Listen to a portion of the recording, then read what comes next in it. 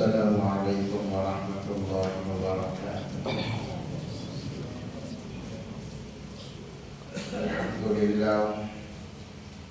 الحمد لله نحمده ونستعينه ونستغفره ونؤمن به ونتوكل عليه ونعوذ بالله من شرور أنفسنا ومن سيئات أعمالنا. من يهده الله فلا مضل له ومن يضلله فلا هادي له، ونشهد أن لا إله إلا الله وحده لا شريك له، ونشهد أن سيدنا وسندنا ومولانا محمدا عبده ورسوله وبارك وسلم تسليما كثيرا كثيرا. أما بعد، قال الله تبارك وتعالى في القرآن المجيد والفرقان الحميد: فأعوذ بالله من الشيطان الرجيم. بسم الله الرحمن الرحيم. يا أيها الذين آمنوا إذا نودي للصلاة من يوم الجمعة فاسعوا إلى ذكر الله وذروا البيع ذلكم خير لكم إن كنتم تعلمون. صدق الله العظيم. قال النبي صلى الله عليه وسلم: أول ما يحاسب يوم القيامة الصلاة. وقال النبي صلى الله عليه وسلم: بين العبد وبين الكفر ترك الصلاة. وقال النبي صلى الله عليه وسلم: الصلاة معراج المؤمنين والصلاة نور، أو كما قال عليه الصلاة والسلام.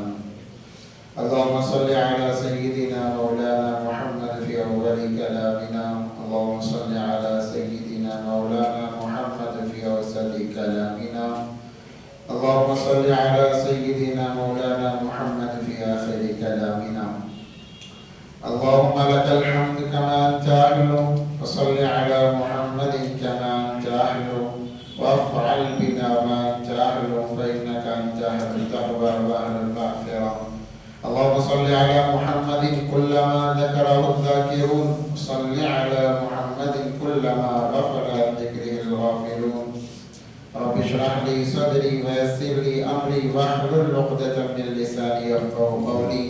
اللهم صل على محمد وآله ألف ألف مرة. اللهم صل على محمد وآله ألف ألف مرة. اللهم صل على محمد وآله ألف ألف مرة.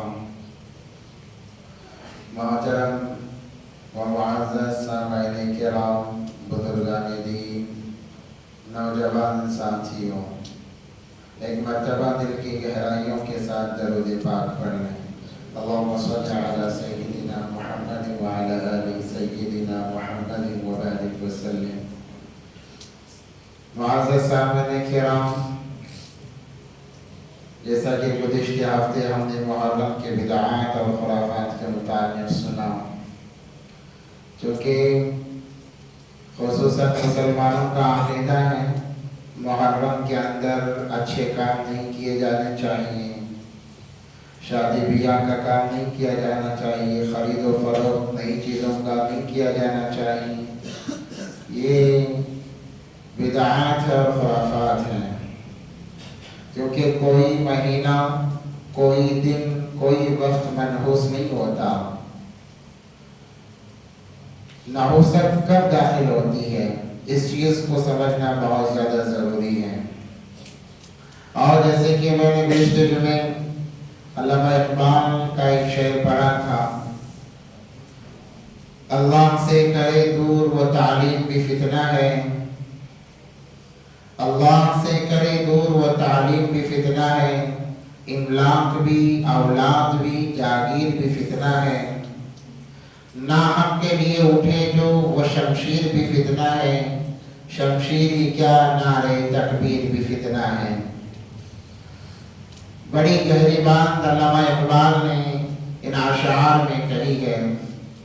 انشاءاللہ مختصری صحیح اس کا بھی خلاصہ بیان کیا جائے گا.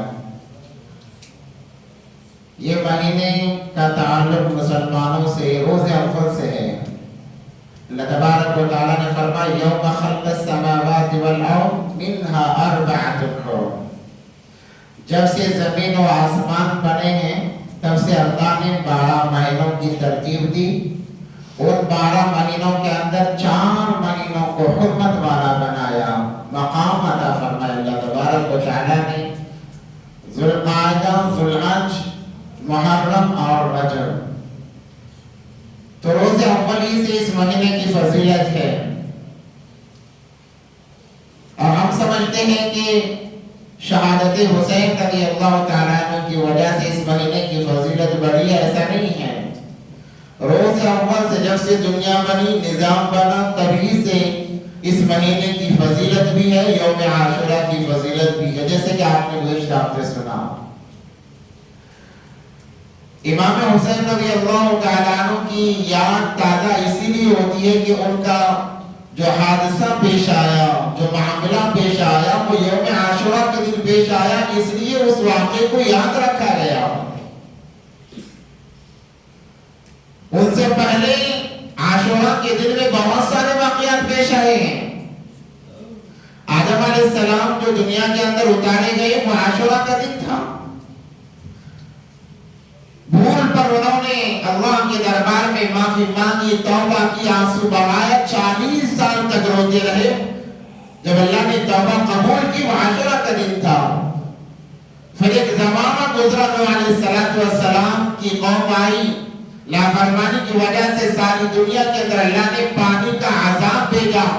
نوح علیہ السلام کی کشتی پانی پر تیرتی رہی 40 دن، بعض کتابوں کے مطابق جو کنارے پر لگی وہ عاشورہ کا دن تھا۔ ہم سنتے آ رہے ہیں یونس علیہ السلام کو مچھلی نے نگل لیا، مچھلی کے پیٹ میں 40 دن یا اس سے زیادہ کم رہے، مگر اللہ تبارک و تعالیٰ نے جو انہیں نجات دی وہ عاشورہ کا دن تھا۔ ایسے بہت سارے واقعات محرم کے مہینے بلکہ عاشورہ سے تعلق رکھتے ہیں۔ حضرت حسین رضی اللہ تعالیٰ عنہ کا تعلق چونکہ نبی پاک صلی اللہ علیہ وسلم سے بذات خود ہے، اس لیے اس کو زیادہ فوقیت اور تقویت ملی ہے۔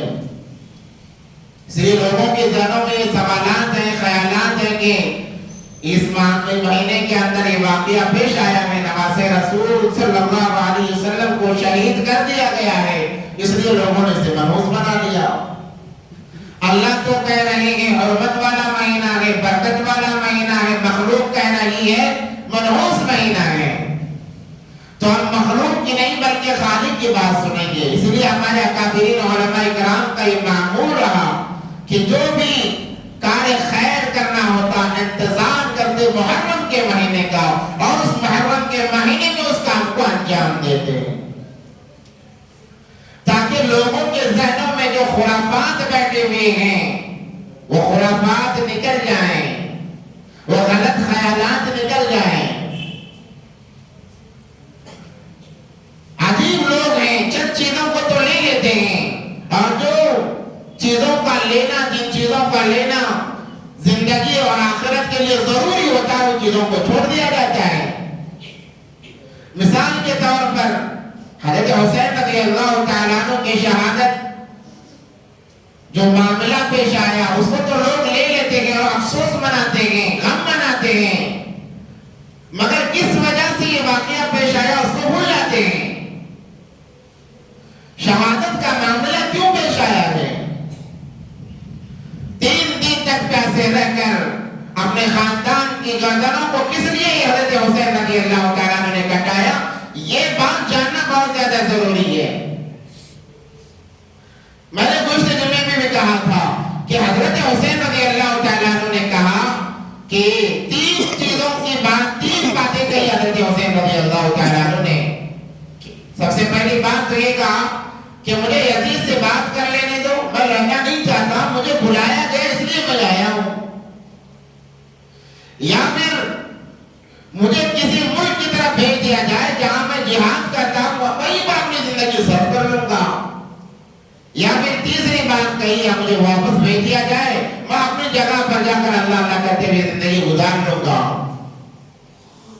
مگر ان تینوں باتوں کو رد کیا گیا ابن زیاد و شمر کی طرف سے، کیونکہ بادشاہ کے سامنے، خلیفہ کے سامنے اپنے آپ کو بلند بتانا تھا، اپنے مقام کو بڑھانا تھا کہ دیکھو ہم نے حسین رضی اللہ تعالیٰ عنہ کو مجبور کر دیا آپ کی بیعت پر. وہاں پر وہ ضد پر آ گئے. بعض لوگ کہتے ہیں کہ ارے وہ بھی مسلمان، یہ بھی مسلمان. شریعت کہتی ہے جب کوئی انسان صحابہ کے مقابلے میں آ جاتا ہے اس کا ایمان سب سے پہلے سلب ہو جاتا ہے. وہ مسلمان تھے جنگ سے پہلے تک، وہ مسلمان تھے تلوار کو نواسے رسول اللہ صلی اللہ علیہ وسلم کے خلاف اٹھانے سے پہلے تک. جیسے ہی انہوں نے تلوار اٹھائی، جنگ شروع کر دیا، اللہ نے ان کے ایمان کو سلب کر لیا. اور معاملہ کیوں پیش آیا ہے؟ یہاں حق کی بات آتی ہے. حق گوئی کے لیے حضرت حسین رضی اللہ تعالیٰ عنہ نے شہادت قبول کی مگر باطل کو نہیں اپنایا ہے. یزید باطل پر تھا، وہ کہہ رہا تھا کہ میرے ہاتھ پر بیعت کی جائے، مجھے خلیفہ مانا جائے. حضرت حسین رضی اللہ تعالیٰ عنہ کہہ رہے تھے کہ جان جا سکتی ہے، تمہیں خلیفہ مانا نہیں جا سکتا. مسلمان کو چاہیے جب حق اور باطل کا مقابلہ ہو، چاہے ہماری جان داؤ پر لگ جائے، ہمیں حق کے ساتھ کھڑے ہونا چاہیے، حق کو ہی کرنا چاہیے. نبی پاک صلی اللہ علیہ وسلم کا فرمان قُلِ الْحَقُّ وَإِنْ كَانَ مُرًّا، حق بات کہو، ہمیشہ حق بات کہو اگرچہ کسی کو کڑوی لگے. ماں باپ کو لگ رہی ہے کوئی پرواہ نہیں، رشتہ داروں کو لگ رہی ہے کوئی پرواہ نہیں، تم حق بات کہو، حق پر جمے اور ڈٹے رہو، اللہ کامیاب کرے گا. جیسے حضرت حسین رضی اللہ تعالیٰ عنہ کو اللہ نے کیسا بلند کیا. بظاہر شہادت ہو رہی ہے، گردنیں کاٹی جا رہی ہیں، ہونا تو یہ چاہیے تھا کہ نام نشان مل جاتا. دیکھنے میں یہ آ رہا ہے کہ یزید کامیاب ہو رہا ہے، اس کی حکومتیں چل رہی ہیں. آج بلکہ رہتی دنیا تک یزید کو کوئی یاد نہیں کرتا، اگر یاد کرتا ہے تو برائی سے. حضرت حسین رضی اللہ تعالیٰ عنہ کا نام ہر وقت ادب سے لیا جاتا ہے، ہر سال ان کے یاد کو تازہ کیا جاتا ہے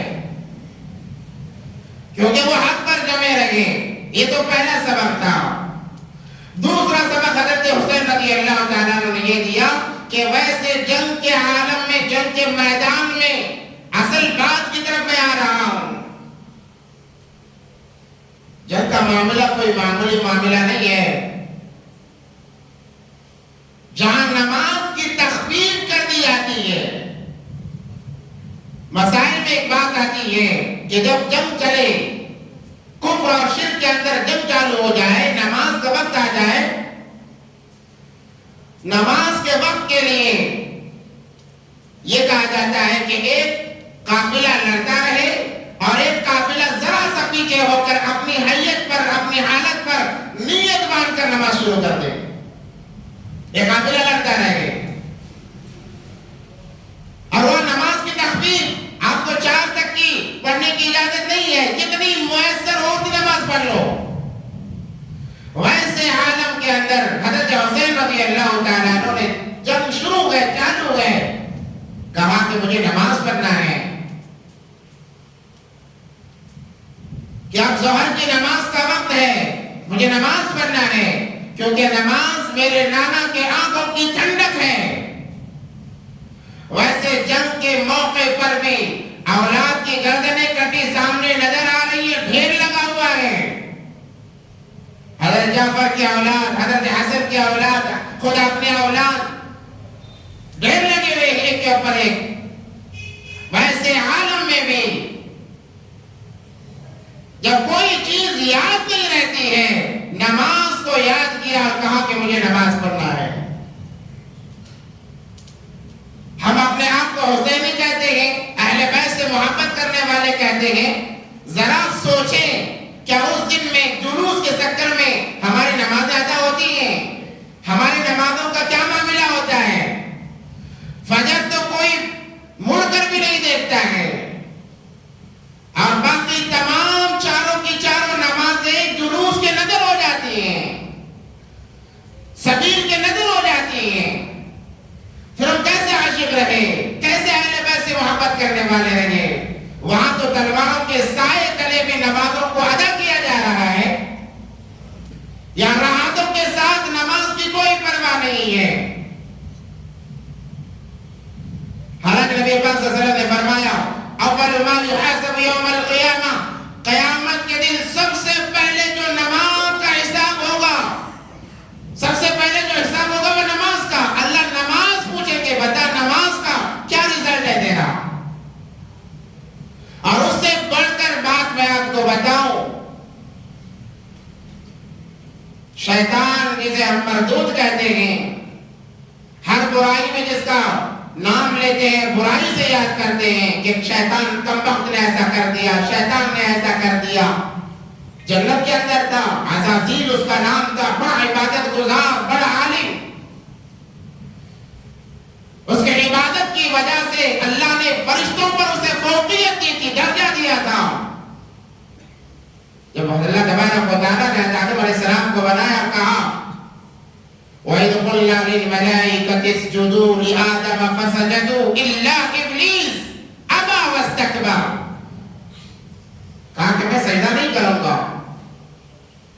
ابلیس نے, شیطان نے فرائض کا انکار نہیں کیا کہ میں 5 وقت کی نماز نہیں ادا کروں گا. وہاں پر ایک سجدے کا حکم کیا گیا تھا, اس ایک سجدے کا انکار ہی ہوا, جس کی وجہ سے اللہ تبارک و تعالیٰ نے قیامت تک کے لیے اسے مردود قرار دیا. تھوڑی دیر کے لیے ہی صحیح, جنہوں نے اس کی بات مانی, حضرت آدم و حوا علیہ السلام, تھوڑی دیر کے لیے اس کی بات مانی. اللہ نے کہا اذهبا, یہاں سے نکل جاؤ, تم یہاں رہنے کے قابل نہیں ہو. اللہ نے جن کے لیے جنت بنائی, جن کو جنت میں بسایا, شیطان کی ذرا سا وقت میں اس کا ساتھ دینے کی وجہ سے اللہ نے انہیں جنت سے نکال دیا. اب ہم اپنی زندگیوں پر غور کریں. ہماری زندگیوں میں کتنی نمازیں چھوٹ رہی ہیں. آج یہ جمعے کا دن ہے, مسجدیں بھر جاتی ہیں, آخر وقت میں ہی صحیح مسجدیں بھر جاتی ہیں, باقی اوقات میں مسجدوں کا کیا حال ہوتا ہے. یہ نمازی کہاں چلے جاتے ہیں. کیا کاروبار ہی ہماری زندگی کا مقصد ہے؟ کیا پیسہ کمانا جمانا ہی زندگی کا مقصد ہے؟ اس لیے علامہ اقبال نے کہا اللہ سے کرے دور وہ تعلیم بھی فتنہ ہے, املاک بھی, اولاد بھی, جاگیر بھی فتنہ ہے. تعلیم کے لیے نمازی چھوڑ رہی ہے, وہ تعلیم فتنہ ہے, تمہیں لے ڈوبے گی. آج نوجوان مرتد ہوتے چلے جا رہے ہیں, ایتھسٹ بنتے چلے جا رہے ہیں. تعلیم اعمال سے دور, نماز سے دور, اللہ کے رسول اللہ صلی اللہ علیہ وسلم سے دور. ان کی امتیاز یہ ہوتی ہے کہ وہ اللہ کا انکار کرنا شروع کر دیتے ہیں. وہ تعلیم ان کے لیے فتنہ بن جاتی ہے. بعض لوگ ایمان سے ہاتھ دھو بیٹھتے ہیں. املاک بھی, اولاد بھی, جاگیر بھی فتنہ ہے. انسان کمائی کے لیے نمازوں کو چھوڑ دیتا ہے, اللہ سے دور ہو جاتا ہے. اولاد کے لیے, اولاد کی خوشی کے لیے, اولاد کی خوشی کس میں, کہ ان کی ضرورتوں کو پورا کیا جائے. ضرورتیں کیسے پوری ہوتی ہیں؟ مال سے ضرورتیں پوری ہوتی ہیں. اب مال میں لگا ہے, کمانے جمانے میں لگا ہے, نمازیں چھوڑ رہا ہے. تو علامہ اقبال رحمۃ اللہ علیہ نے کہا املاک میں, اولاد میں, جاگیر میں فتنہ ہے. یہ تمام چیزیں اگر اللہ سے دور کر رہی ہیں, اعمال سے دور کر رہی ہیں, تو یہ فتنہ ہے, ایمان کے لوٹنے کا یہ ذریعہ ہے. میرانے پیر شیخ عبد القادر جیلانی رحمۃ اللہ علیہ غنیۃ الطالبین کے اندر لکھتے ہیں جو انسان مسلمان جان بوجھ کر 3 وقت کی نماز چھوڑ دیتا ہے, کہا جاتا ہے کہ اسے گرفتار کیا جائے اگر اسلام میں حکومت ہے, اور اسے گرفتار کر کے ایک دن اسے کوٹڑی میں رکھا جائے, توبہ کرایا جائے, اعادہ کرایا جائے نمازوں کا, قسم لی جائے, اس کے بعد چھوڑا جائے، یہ پہلی بات۔ اور دوسری بات، اگر وہ اسی پر ڈٹا رہتا ہے کہ میں نہیں پڑھوں گا نماز، شیخ عبد القادر جیلانی رحمت اللہ علیہ جو فرماتے ہیں اس کا مسلمانوں سے کوئی تعلق نہیں ہے، کوئی تعلق نہیں ہے۔ میں نے شروع میں حدیث مبارکہ کا ایک ٹکڑا پڑھا، بین العبد و بین الکفر و ترک الصلاۃ، بندے اور کفر کے درمیان فرق کرنے والی چیز نماز ہے، یاد رکھو، نماز ہے۔ انسان نماز کو چھوڑ دیتا ہے، وہ ایمان سے نکل جاتا ہے، مذہب سے نکل جاتا ہے۔ جیسے میں نے شروع میں کہا کہ ہم اس مہینے کو منحوس سمجھتے ہیں، نحوست مہینے دن وقتوں میں نہیں ہے، نحوست ہے تو انسانوں کے اندر خود نحوست ہے۔ وہ کیسے؟ نمازوں کو چھوڑنے کی وجہ سے۔ آج میری فجر چھوٹی ہے تو میں نے نحوست کو دعوت دے دیا، ظہر چھوٹی، عصر چھوٹی، مغرب چھوٹی ہے، تو گویا میرا سارا دن نحوست میں گزرا ہے۔ اور ہم منحوس مہینوں کو قرار دیتے ہیں، دنوں کو قرار دیتے ہیں، وقتوں کو قرار دیتے ہیں، حالانکہ نمازوں کو چھوڑنے کی وجہ سے ہم خود منحوس ہیں۔ نحوست کو ہم نے دعوت دی ہے اپنی زندگی میں، بلا لیا ہے اپنی زندگی میں۔ اللہ تبارک و تعالیٰ کیا فرماتے ہیں؟ یا ایھا الذین آمنوا اذا نودی للصلاۃ من یوم الجمعہ فاسعوا الی ذکر اللہ وذروا البیع ذلکم خیر لکم ان کنتم تعلمون۔ اے ایمان والو، اے مسلمانوں، اپنے آپ کو ایمان والے کہنے والوں، کان کھول کر سن لو۔ اذا نودی للصلاۃ، جب تمہیں نماز کے لیے بلایا جائے، پکارا جائے، دعوت دی جائے، اشارہ کیا جائے۔ ہمارے لیے تو دن میں 5 دفعہ اذانیں ہوتی ہیں، 5 دفعہ اذانیں ہوتی ہیں جو ہمارے کانوں کی گہرائیوں تک جاتی ہیں۔ حی علی الصلاۃ، حی علی الفلاح کی صدائیں ہمارے کانوں کی گہرائیوں تک جاتی ہیں۔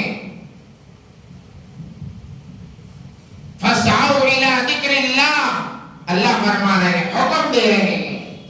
اللہ کا ہر حکم فرض ہے، یاد رکھیں، اللہ کا ہر حکم فرض ہے۔ جب انسان اس حکم کو چھوڑ دیتا ہے، اللہ کا تعلق اسے کٹ جاتا ہے۔ انسان یا تو اللہ سے قریب ہوگا یا تو شیطان کے قریب ہوگا۔ اعمال ہیں، نمازیں ہیں، اللہ کے قریب ہیں، اعمال نہیں، نمازیں نہیں، شیطان کے قریب ہیں۔ بس یہ 2 باتیں ہیں۔ نودی للصلاۃ فاسعوا الی ذکر اللہ، اللہ نے کہا کہ اے میرے بندو، جب تمہیں بلایا، پکارا جائے، اشارہ دیا جائے، دوڑ لگا کر آؤ، نماز کی طرف دوڑو۔ اب کام کاج میں رہنے کی اجازت نہیں، تجارتوں میں رہنے کی اجازت نہیں، تعلیم کی اب کوئی ضرورت نہیں ہے۔ یہ تمام چیزیں کب تک تھی؟ جب تک نماز کے لیے اعلان نہیں ہوا، دعوت نہیں دی گئی، پکارا نہیں گیا، کماؤ۔ اللہ نے خود فرمایا ہے وَإِذَا رَأَوْا تِجَارَةً أَوْ لَهْوًا انفَضُّوا إِلَيْهَا وَتَرَكُوكَ قَائِمًا۔ جب تو نماز ادا کر چکو، پھیر جاؤ اور کماؤ، اپنی ذمہ داریوں کو پورا کرو۔ کب تک؟ جب تک تمہیں دوبارہ نہ بلایا جائے، نماز کی دعوت تک۔ آپ حلال روزی کماؤ، تعلیم حاصل کرو، منع نہیں کیا گیا، بلکہ وہ خیر کا ذریعہ ہے، خیر کا ذریعہ ہے۔ جیسے ہی نماز کے لیے تمہیں بلایا گیا، پکارا گیا، دعوت دی گئی، اشارہ کیا گیا، اب تم پر کام فرض نہیں ہے، نماز فرض ہے۔ اب تم پر تعلیم فرض نہیں ہے، نماز فرض ہے۔ قرآن جو لوگوں کی ہدایت کے لیے، رہنمائی کے لیے، راستہ دکھانے کے لیے اتاری گئی ہے، نماز کے وقت میں اس کی تعلیم بھی حرام بن جاتی ہے۔ ابھی تعلیم کی ضرورت نہیں ہے۔ تعلیم کا مقصد کیا ہے؟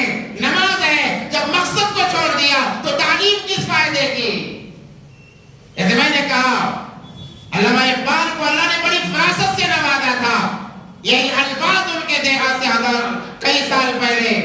کہ اللہ سے دور کرے دور، وہ تعلیم بھی فتنہ ہے۔ جب نماز کو چھوڑ کر انسان قرآن کی بھی تعلیم حاصل کرتا ہے، وہ تعلیم بھی فتنہ بن جاتی ہے۔ اب نماز کو آنا پڑے گا۔ فَاسْعَوْا إِلَىٰ ذِكْرِ اللَّهِ وَذَرُوا الْبَيْعَ، اور اللہ کو معلوم انسان کام کاج کے پیچھے ساری زندگی کماتا ہے۔ اللہ نے کہا وَذَرُوا الْبَيْعَ، بیع کہتے ہیں خرید و فروخت کو، لین دین کو، معاملات کرنے کو۔ ایک تو اللہ نے کام کی طرف سے نکالا، اور دوسرا یہ بھی وضاحت کر دیں کہ کام سے مراد یہ نہ سمجھو کہ میں تو کھلی والا تھا، چلو میں آ گیا۔ تاجروں کے لیے اجازت ہے، آفس والوں کے لیے اجازت ہے، فیکٹری والوں کے لیے اجازت ہے۔ اللہ نے تمام کے معاملے یہاں پر ذکر کر دیے، کہا وَذَرُوا الْبَيْعَ، خرید و فروخت، لین دین، تمام چیزیں بند کر دینی چاہیے۔ ذَلِكُمْ خَيْرٌ لَكُمْ إِن كُنتُمْ تَعْلَمُونَ۔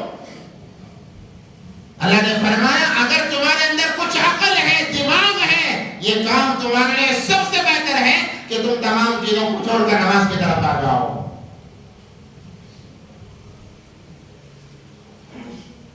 آج مسلمان کاروبار کے پیچھے، تجارتوں کے پیچھے، ملازمتوں کے پیچھے، فیکٹریوں کے پیچھے نمازوں کو چھوڑ دیتا ہے۔ یاد رکھیں اگر ہماری کمائی نمازوں کے بغیر ہے، وہ کمائی حلال کے درجے میں نہیں ہے۔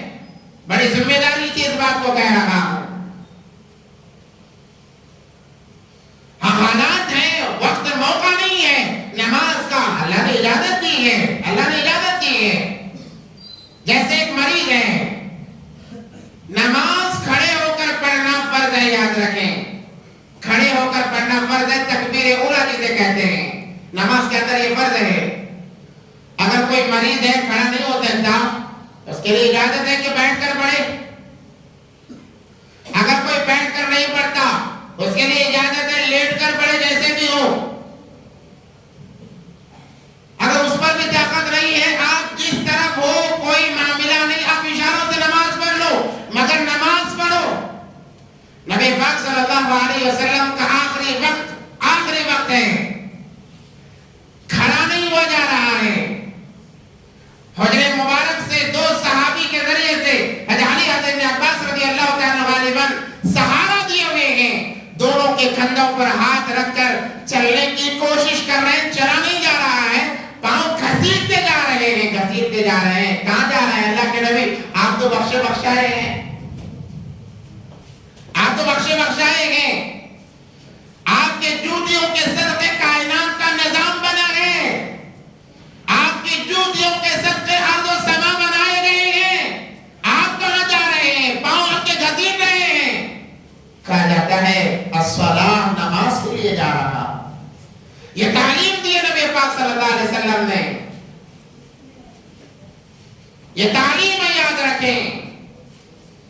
عورتوں کے لیے بھی مردوں کے لیے بھی، عورتوں کے متعلق فقہاء نے لکھا ہے اگر کوئی عورت ولادت کے اندر مبتلا ہے، فقہاء یہاں تک فرماتے ہیں کہ ولادت ہونے کا وقت شروع ہو گیا، بلکہ بچہ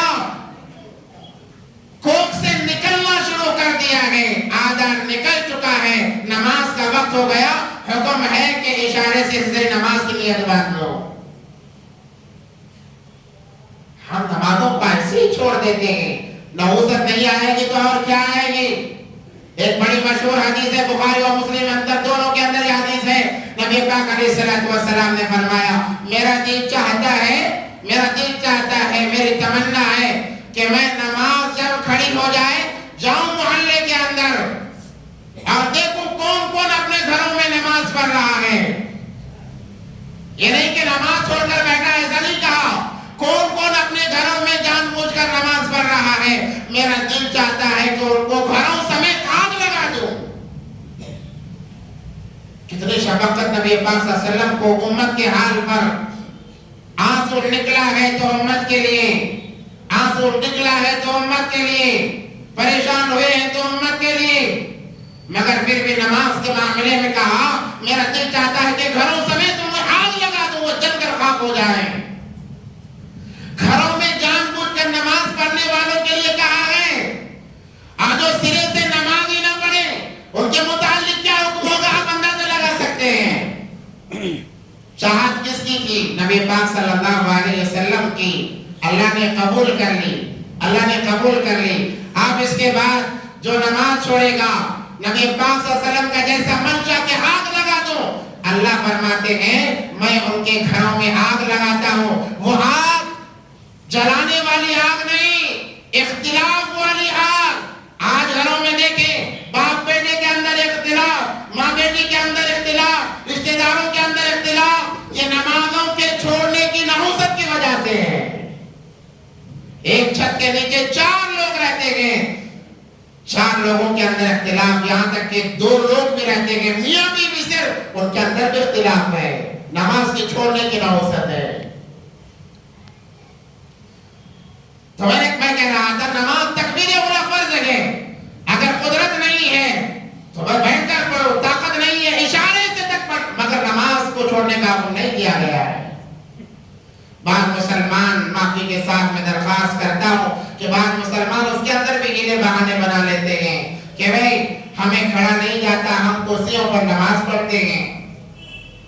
ایک بڑا مسئلہ ہے، بڑا پیچیدہ مسئلہ اور بڑا مشہور مسئلہ ہے، اس کو یاد رکھیں۔ عذر کے بنا پر نماز کو بیٹھ کر پڑھنے کی اجازت دی گئی ہے، کرسیوں پر پڑھنے کی اجازت نہیں دی گئی ہے۔ ہم بس فقہ فرماتے ہیں رکوع کرنے میں یا اٹھنے بیٹھنے میں گھٹنوں میں تکلیف ہے تو کہا گیا کہ اس وقت میں بادل ناخواستہ آپ کرسیوں پر بیٹھ کر نماز پڑھ سکتے ہیں۔ اگر میرے اندر اتنی طاقت ہے کہ میں 10 منٹ کہیں جگہ کسی جگہ کھڑا ہو سکتا ہوں، اس انسان پر کھڑے ہو کر نماز پڑھنا فرض ہو جاتا ہے۔ کرسیوں پر نماز پڑھنے کا ایک مسئلہ سن لے، بڑا پیچیدہ مسئلہ ہے، معذرت کے ساتھ میں عرض کر رہا ہوں اور بڑی امانت داری کے ساتھ میں عرض کر رہا ہوں، کہیں اللہ کے سامنے جواب دینے کا موقع نہ ملے۔ نبی پاک صلی اللہ علیہ وسلم پاؤں کو گھسیٹتے ہوئے گئے، جا کر چیر پر نماز نہیں پڑھا بلکہ بیٹھ گئے، بیٹھ کر نماز پڑھی ہے اور درمیان میں اٹھنے کی کوشش کرتے ہیں، کیسے؟ کسی صحابی کو پکڑ کر اٹھنے کی کوشش کرتے ہیں۔ فقہاء نے فرمایا بیٹھ کر نماز پڑھو، اگر تمہارے اندر اتنی بھی طاقت ہے کہ تم ستون کا سہارا لے کر کھڑے ہو سکتے ہو، کسی ستون کا سہارا لے کر کھڑے ہو جاؤ، کسی ستون کا سہارا لے سکتے ہو، دیوار کا سہارا لے سکتے ہو، دیوار کے سہارے سے لے کر کھڑے ہو جاؤ۔ اگر اتنی بھی طاقت ہے تو کرسیوں پر نماز نہ پڑھو۔ کیوں اتنی تاکید کیوں فرمائی ہے فقہاء نے؟ اس لیے کہ کرسیوں پر عبادت کرنا یہ نصارہ کا طریقہ ہے، عیسائیوں کا طریقہ ہے۔ آپ جائیں گرجا گھروں کے اندر، لائن سے کرسیاں لگی ہوئی ہوں گی، وہ آتے ہیں بڑے اطمینان سے کرسیوں پر بیٹھ کر نماز اپنی عبادتیں کرتے ہیں۔ کہیں مشابہت نہ ہو جائے، کہیں مشابہت نہ ہو جائے، اس لیے فقہاء نے سختی سے منع کیا ہے۔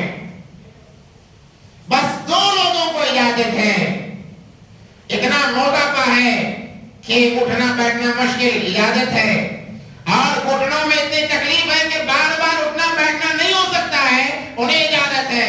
یہاں تو نوجوان بھی کرسیوں پر نماز پڑھتے نظر آ رہے ہیں۔ ذرا پاؤں میں درد محسوس ہوا نوجوانوں کے، وہ کہتے ہیں کہ لاؤ میں کرسی لاؤ، میں کرسی پر نماز پڑھوں گا۔ اجازت عمر دراز کے لیے ہے، عمر والوں کے لیے ہے، اور ان میں بھی 2 ایسے لوگ جن کو گھٹنوں میں درد ہو یا پھر جھکنے میں تکلیف ہوتی ہو، کانے کے لیے اجازت ہے۔ ورنہ لوگوں نے تو اپنے عبادتوں کو غیروں کی مشابہت کرنا شروع کر دیا ہے۔ آج ہر جگہ، آج نوجوان بلکہ ہر کوئی یہ چاہتا ہے کہ میں چیئر پر بیٹھ کر نماز پڑھوں۔ البتہ بات دوسری طرف چلی جا رہی ہے۔ میں یہ کہہ رہا تھا کہ نماز فرض ہے، دن میں 5 دفعہ نماز فرض ہے۔ نماز کو ہم نہ کریں۔ جو انسان جان بوجھ کر نماز کو چھوڑ دیتا ہے، اسلام سے اس کا تعلق نہیں۔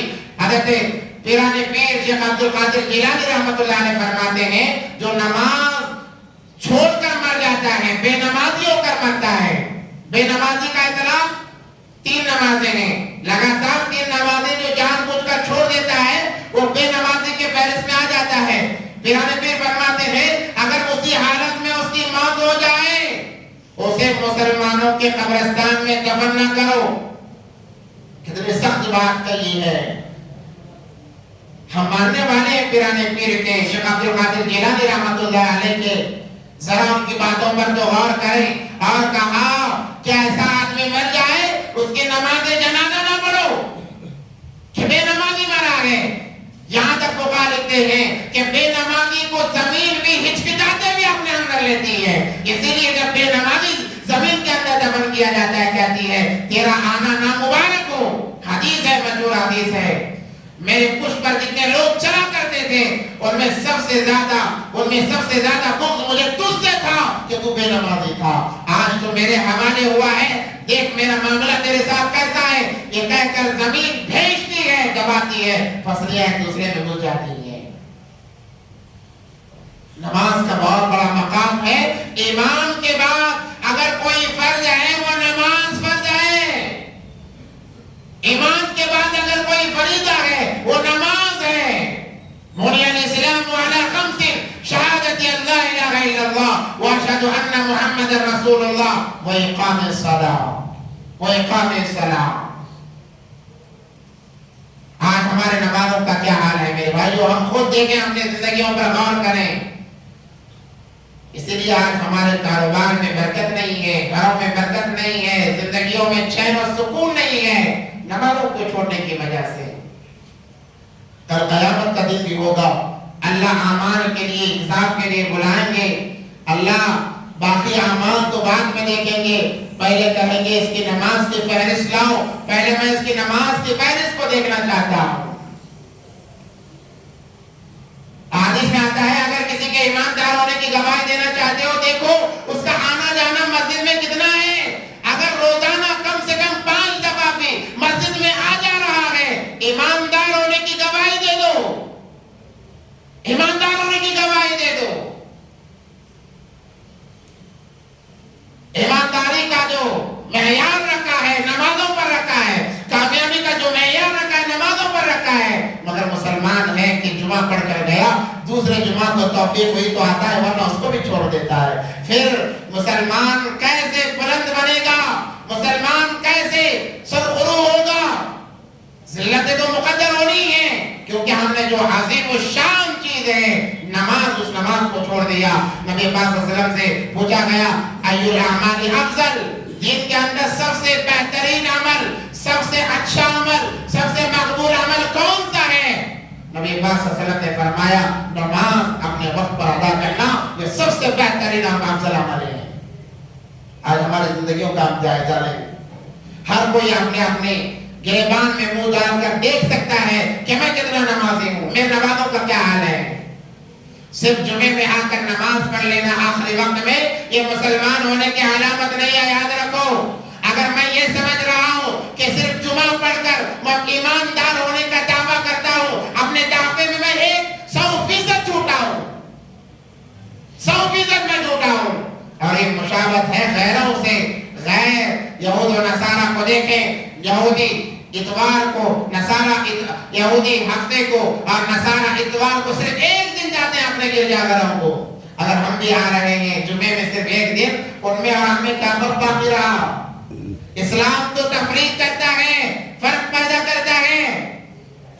नबी अलैहिस्सलातु वस्सलाम मदीना मुनव्वरा गए, आशूरा के दिन देखा यहूदी रोजा रख रहे हैं। नबी पाक अलैहिस्सलाम ने फरमाया कि हम ज्यादा हकदार हैं कि उस दिन रोजा रखें। ऐ सहाबा तुम भी रोजा रखो, मगर खबरदार 2 रोजे रखना। मुझे अल्लाह के नबी सालों से एक रोजा चला रहा है, 2 क्यों? कहा गया कहीं उनकी मुशाबहत न हो जाए, वो भी रोजा रखता है, तुम भी रोजा रखते हो, उनमें और तुम में तफरीक होनी जरूरी है। तफरीक के लिए कहा गया कि एक रोजे को बढ़ा दिया जाए। अगर हम भी जुमे में नमाज को आ रहे हैं, वो भी हफ्ता इतवार को अपने गिरजाघरों में जा रहे हैं, हम में और उनमें क्या फर्क बाकी रहा। मैं खुद सोचूं हम में और उनमें क्या फर्क बाकी रहा। इसलिए खुदा अपने अमाल को ज़ाया न करें, अपने आप को बर्बाद न करें। मलकुल मौत जब रूह कब्ज़ करने आते हैं, وہ یہ دیکھتے ہیں کہ اس کا تعلق مساجد سے کتنا تھا، مسجدوں سے کتنا تھا، اس کے حساب سے روح کو نکالنے میں تخفیف یا زیادتی کی جاتی ہے، اس لیے اپنا تعلق مساجد سے جوڑو۔ آج مسلمان برباد اسی لیے، آج دیکھیں آج نیوز کے اندر ایک معاملہ چل رہا ہے، کولہاپور کے اندر ایک مسجد کو سرے عام ڈھایا جا رہا ہے، قرآنوں کی بے ادبی ہو رہی ہے۔ یہ ہونے کے بعد میں چیخنا کوئی فائدہ نہیں دے گا، اس سے پہلے ہم مساجد کو آباد کریں۔ ایک مرتبہ کتابوں میں ایک واقعہ لکھا ہے کہ یہودیوں کا مشورہ ہوا کہ ہماری حکومت کب تک باقی رہ سکتی ہے۔ اس کے جائزے کے لیے انہوں نے سروے کیا اور کہا، مسلمانوں سے بات چیت کی اور معلوم کیا، پوچھا گیا۔